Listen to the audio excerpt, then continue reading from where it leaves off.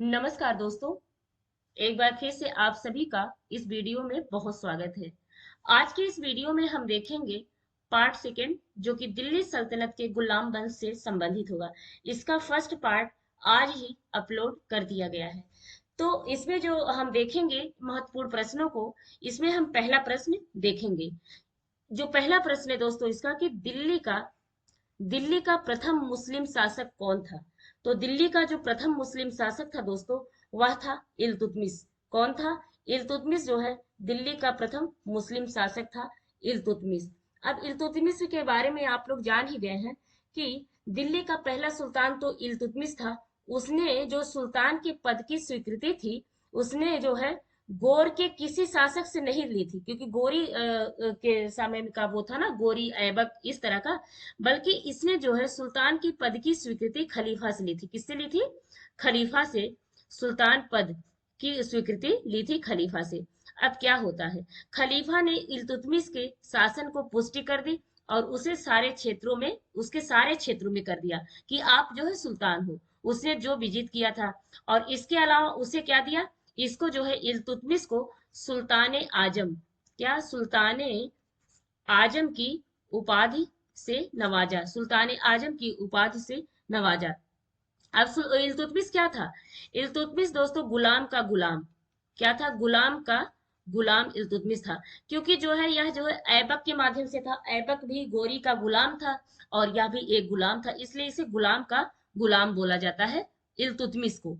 है। तो यह इससे संबंधित सारे फैक्ट रहे हैं। अब क्या होता है, इल्तुतमिश जो है, एक बात और, इलबरी इलबरी जो जनजाति का तुर्क था। इल्तुतमिश क्या था? इलबरी जो जनजाति थी, उसका जो है क्या था? तुर्क था। इलबरी जनजाति का तुर्क था यह, जो है इल्तुतमिश इलबरी जनजाति का तुर्क था। अब यह इससे संबंधित क्या हुआ? अब यह सुल्तान जो बनने से पूर्व यह क्या था? सुल्तान तो इसने बाद में यह बना ना। तो सुल्तान बनने से पूर्व दोस्तों, यह जो है बदायूं का क्या था? बदायूं का सूबेदार था। बदायूं का सूबेदार कब बना था? वो सुल्तान बनने से पूर्व बदायूं का सूबेदार, या इल्तुतमिश बदायूं का सूबेदार था। क्या था? इल्तुतमिश जो है बदायूं का सूबेदार था। नेक्स्ट देखेंगे। नेक्स्ट है कि दिल्ली के किस सुल्तान के विषय में कहा गया है कि उसने रक्त और लौह की नीति अपनाई। दिल्ली के किस सुल्तान के विषय में कहा गया है कि उसने जो है रक्त और लौह की नीति अपनाई। अब क्वेश्चन शुरू होता है बलबन से, इसी के तहत। तो इसने जो है, इसका जो सही जवाब है वह है ऑप्शन बी। इस बलबन ने जो है रक्त और लौह की नीति अपनाई थी। किसने? बलबन ने जो है रक्त और लौह की नीति अपनाई थी, बलबन ने। बलबन के विषय में कहा जाता है वह रक्त और लौह की नीति अपनाया था। और इसी बलबन की राजत्व सिद्धांत की विशेषता थी, दो विशेषता थी। इसमें यह था कि प्रथम जो है वह विशेषता थी कि सुल्तान का पद ईश्वर द्वारा प्रदत्त। जो सुल्तान का जो दोस्तों पद है, वह जो है ईश्वर द्वारा जो है प्रदत्त है। सुल्तान ईश्वर द्वारा प्रदत्त है। अब दूसरी क्या इसकी जो विशेषता थी, सुल्तान का निरंकुश होना जरूरी है। सुल्तान का क्या होना जरूरी है? निरंकुश। निरंकुश होना जरूरी है। यह जो है इसका राजत्व सिद्धांत की दो विशेषताएं थी। और इसी वो बलबन ने जो है रक्त और लौह की नीति अपनाई थी। बलबन जो है रक्त और लौह की नीति अपनाई थी। ये इससे संबंधित सारे प्रश्न के उत्तर हैं। चलिए अगला देखते हैं। निम्नलिखित में से किसने भारत में प्रसिद्ध फारसी त्योहार नवरोज को प्रारंभ करवाया? तो इसका जो सही जवाब है दोस्तों वह है बलबन। बलबन ने क्या करवाया था? बलबन ने प्रसिद्ध त्योहार नवरोज को प्रारंभ करवाया। अब क्या होता है, इस बलबन ने क्या किया कि इसने जो है 1266 से 1287 ईस्वी तक, इस बलबन ने 1266 से 1287 ईस्वी तक सुल्तान के रूप में सुल्तान रहा। क्या रहा? सुल्तान रहा। 1266 से 1287 ईस्वी तक सुल्तान रहा। अब इसने क्या किया? इसने जो है उलूग खान की उपाधि धारण की। क्या? उलूग खान की उपाधि धारण की। किसने उपाधि धारण की? उलूग खान की। उलूग खान की उपाधि बलबन ने धारण की। यह भी इल्तुतमिश की तरह क्या था? इलबरी तुर्क था। इलबरी जनजाति का तुर्क था। यह भी इल्तुतमिश की तरह इलबरी जनजाति का तुर्क था या बलबन। तो इससे संबंधित सारा क्वेश्चन है। नेक्स्ट देखेंगे। नेक्स्ट है कि निम्नलिखित में से कौन मध्यकालीन भारत की प्रथम महिला शासिका थी। तो मध्यकालीन भारत की प्रथम महिला शासिका कौन थी? रजिया सुल्तान। इसका जो सही जवाब है यह है रजिया सुल्तान जो है मध्यकालीन भारत की प्रथम महिला शासिका थी। 1236 से लेकर के 1240 तक इसने जो है शासन किया। 1236 से लेकर के 1240 तक इसने शासन किया। अगर देखा जाए दोस्तों तो भारत में इसने जो है भारत में पहली बार स्त्री के संबंध में रजिया सुल्तान ने देखा जाए तो जो है इस्लामिक जो परंपराएं थी उसका उल्लंघन किया। और उसने क्या किया कि उसने राजनीति में भी बहुत परिवर्तन किए। परिवर्तन क्या किया दोस्तों कि जो राज्य की शक्ति थी उसके पास, उसने उस शक्ति को सरदारों और सूबेदारों में क्या कर दिया, राज्य की शक्ति को सरदारों और इस सूबेदारों में विभाजित कर दिया। सूबेदारों में विभाजित कर दिया। इसने जो है अपने आप को सुल्तान घोषित कर कर जो है इस्लाम के जो नियम कानून है उसे जो है उल्लंघन तो किया ही, इसने जो है राज्य की शक्ति को सरदारों और सूबेदारों में विभाजित कर दिया। विभाजित करने के स्थान पे सरदारों और सूबेदारों में शक्ति को विभाजित करने के स्थान पर इसने क्या किया दोस्तों कि मतलब सुल्तान के हाथों में सारी शक्ति केंद्रित की। मतलब कि केंद्रीकरण हो गया सुल्तान के हाथों में। क्या किया? सुल्तान के हाथों में शक्ति का केंद्रीकरण, शक्ति का केंद्रीकरण हो गया। शक्ति का क्या हो गया? केंद्रीकरण इसने किया, यानी कि सारी शक्ति अपने हाथ में ले ली। इनके सरदारों और सूबेदारों के बजाय क्या किया? अपने हाथ में सारी शक्ति इसने धारण कर ली, ले ली। अब इस प्रकार से इसने जो इल्तुतमिश का जो संपूर्ण प्रभुत्व संपन्न वाला राजतंत्र था, यानी संपूर्ण प्रभुत्व संपन्न राजतंत्र, यानी राजा के हाथ में संपूर्ण शक्ति होगी, उसी तरह से रजिया ने भी उस बात को का अनुसरण किया था। ये इससे संबंधित सारे क्वेश्चन के मतलब फैक्ट रहे हैं। अब क्या होता है, रजिया जो है मतलब 1236 से 1240 तक इसने शासन किया था रजिया ने। अब अगला देखेंगे। दिल्ली का कौन सुल्तान मंगोल नेता चंगेज खां का समकालीन था? तो आप लोगों को पहले बता दिया गया है कि ख्वारिज्म खां का पुत्र कौन था? मंगबरनी ना। किसके शासन काल में आएगा? मंगोल जब उसे खदेड़ रहे थे। मंगोल का नेता कौन था? चंगेज खां खदेड़ रहा था। तो यह जो है जो मंगबरनी जलालुद्दीन था, यह इल्तुतमिश के समय में शासन काल में आया था। तब चंगेज खां ने संदेश भिजवाया, किसको? इल्तुतमिश को भिजवाया कि देखो उसकी मदद मत करना। किसकी? मंगबरनी की। तो इसने उस समय की समस्याओं को, स्थितियों को देखते हुए इसने जो है मंगबरनी की मदद नहीं की। इससे क्या हुआ कि इल्तुतमिश का जो उस समय का सुल्तान पद था यानी सल्तनत काल था, वह जो है किसी भी तरह के युद्ध के तहत नहीं आया, यानी समस्या का समाधान हो गया। तो यह इससे संबंधित सारे प्रश्न है। और इसका जो सही जवाब है जो सुल्तान कौन था उस समय मंगोल नेता चंगेज खां के समय, तो उसका सही जवाब है ऑप्शन ए, यानी इल्तुतमिश जो है उस समय का नेता था। इल्तुतमिश दोस्तों एक बात और इसमें जो इसका उत्तर बनता है, इल्तुतमिश एक क्वेश्चन पूछा गया था, बिहार का सूबेदार किसे नियुक्त किया था? इल्तुतमिश ने दोस्तों क्या किया था, जो बिहार का सूबेदार जिसे नियुक्त किया था, किसे नियुक्त किया था? तो जो इसका सही जवाब है वह है मलिक जानी। मलिक जानी को, मलिक जानी को जो है इसने जो है बिहार का सूबेदार नियुक्त किया था। मलिक जानी को बिहार का सूबेदार नियुक्त किया था।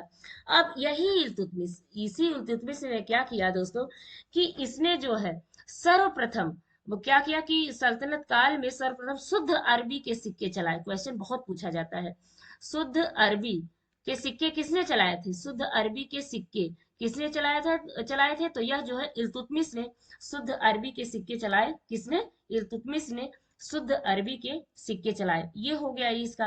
अब ये सारी चीजें तो इससे संबंधित इल्तुतमिश से हो गई। इसने जो है अरबी के सिक्के चलाए, इसके अलावा दो महत्वपूर्ण सिक्के और चलाए थे। दो महत्वपूर्ण सिक्के और चलाए थे। कौन कौन से दो महत्वपूर्ण सिक्के हैं? तो यह जो है दो महत्वपूर्ण जो सिक्के हैं दोस्तों, एक है उसमें चांदी का टंका। कौन? चांदी का टंका। और दूसरा क्या है इसमें? दूसरा है चांदी का टका एक हो गया, तो दूसरा हो गया दोस्तों तांबे का जीतल। तांबे का जीतल, जीतल ये जो है इससे संबंधित जो है सारा फैक्ट हो गया। तो ये इल्तुतमिश से संबंधित सारा फैक्ट था दोस्तों। अब चलिए अगला देखते हैं। अगला क्वेश्चन है कि किसके शासनकाल में मंगोल प्रथम बार सिंधु के तट पर देखे गए। यह भी क्वेश्चन उसी से संबंधित है। किसके काल में देखे गए? तो इस जो है इल्तुतमिश के काल में देखे गए थे। किसके काल में? इल्तुतमिश के काल में। इल्तुतमिश के काल में। इसका जो सही जवाब है इल्तुतमिश। अगला देखेंगे। चंगेज खान के अधीन चंगेज खान के अधीन मंगोलों ने भारत पर आक्रमण कब किया? चंगेज खान के अधीन मंगोलों ने भारत पर आक्रमण कब किया? तो इसका जो सही जवाब है ऑप्शन सी, इल्तुतमिश के काल में चंगेज खान के अधीन मंगोलों ने भारत पर क्या किया? मंगोलों ने भारत पर आक्रमण किया चंगेज खान के समय। मंगोलों ने भारत पर आक्रमण किया चंगेज खान के समय। यह जो है इससे संबंधित सारा प्रश्न है। अब एक अगला क्वेश्चन आता है, इल्तुतमिश ने बिहार में अपना प्रथम सूबेदार किसे नियुक्त किया था? इल्तुतमिश ने बिहार में अपना प्रथम सूबेदार किसे नियुक्त किया था? तो इसका जो सही जवाब है वह है, अभी बता भी दिया, मलिक जानी को। मलिक जानी को इल्तुतमिश ने बिहार में अपना प्रथम सूबेदार नियुक्त किया था। अगला देखेंगे। रजिया सुल्तान को पदच्युत करने में किसका हाथ था? रजिया सुल्तान को पदच्युत करने में किसका हाथ था? तो जो इसका सही जवाब है दोस्तों वह है तुर्क, यानी तुर्कों का हाथ था। रजिया सुल्तान को पदच्युत करने में तुर्कों का हाथ था। अगला देखेंगे। अगला है कि दिल्ली के सुल्तान बलबन का पूरा नाम क्या था? तो दिल्ली के सुल्तान जो बलबन का पूरा नाम था वह था गयासुद्दीन बलबन। क्या था? गयासुद्दीन बलबन। आइए बलबन से संबंधित कुछ फैक्ट देख लेते हैं। फैक्ट यह है कि बलबन ने राजा को धरती पर ईश्वर का अवतार माना। राजा को क्या माना? धरती पर ईश्वर का अवतार इसने माना। अवतार माना किसने? किसने माना? यह जो है बलबन ने माना। राजा को धरती पर ईश्वर का अवतार माना। और क्या कहा? उसके अनुसार उसने क्या कहा कि राजा जो है ईश्वर का प्रतिनिधित्व करता है, यानी जिल्ले इलाही। क्या? जिल्ले इलाही। इसने राजा को जिल्ले इलाही कहा। हो गया। अब इसमें क्या हुआ? उसने जो है प्रथम, वह ऐसा दिल्ली का प्रथम सुल्तान था, दिल्ली का प्रथम सुल्तान वह था जिसने जो है राजत्व संबंधी सिद्धांतों की स्थापना की। क्या की? राजत्व संबंधित राजत्व संबंधित सिद्धांतों की क्या किया? सिद्धांतों का क्या किया इसने? की स्थापना स्थापना की। किसने स्थापना की? राजत्व संबंधित सिद्धांतों की किसने स्थापना की? यह सुल्तान ने स्थापना की। और उसने अपने पुत्र बुगरा खां से क्या कहा था? बुगरा खां उसका पुत्र था। क्या था? बुगरा खां जो है इसका पुत्र था। उसने कहा कि सुल्तान का पद जो है निरंकुश होना चाहिए। क्या होना चाहिए? निरंकुश होना चाहिए। किसे? सुल्तान को। सुल्तान को क्या होना चाहिए? निरंकुश होना चाहिए। यह उसने अपने पुत्र बुगरा खां से ये बात कही थी। अब इसने रक्त और लौह की नीति अपनाई। ये बात आप सभी जानते हैं। जिल्ले इलाही की बात आप जानते हैं। और इसने जो है क्या किया दोस्तों? इसने जो है बलबन ने जो अपने दरबार में कई परंपरा चलाए, जिसने उसमें सिजदा और पाबोस था। सिजदा क्या था? ये सिजदा क्या था? सिजदा एक हो गया पाबोस। दोनों को हम जान लेते हैं ये क्या क्या था, सिजदा और पाबोस। जो सिजदा था वह भूमि पर लेटकर अभिवादन था। क्या? भूमि पर लेटकर क्या था? अभिवादन। अभिवादन करना था। और पाबोस क्या था दोस्तों? तो पाबोस पता है, सुल्तान के पैरों यानी चरणों को चूमना। सुल्तान के जो चरण हैं, पैर हैं, पैर चूमना। यह जो है क्या था? पाबोस था। और भूमि पर लेटकर वो सिजदा था। या इस सारे इससे संबंधित इसके प्रश्न के उत्तर हैं। अब इसने क्या किया? अब मतलब अगला इसके शासन से संबंधित जो विशेषताएं हैं उसको मतलब सल्तनत कालीन शासन में देखा जाएगा कि क्या मतलब राज्य को चलाने के लिए इसने कौन सी शासन व्यवस्था की थी सभी ने। ये सारी चीजें हम लोग उस वीडियो में देखेंगे। दोस्तों आज के लिए बस इतना ही। फिर से मिलते हैं एक नए वीडियो के साथ। इसके अलावा अगर आपको किसी भी तरह से कंटेंट पसंद आता है तो कृपया चैनल को लाइक शेयर सब्सक्राइब करना ना भूलें। फिर से मिलते हैं एक नए वीडियो के साथ दोस्तों, तब तक के लिए नमस्कार।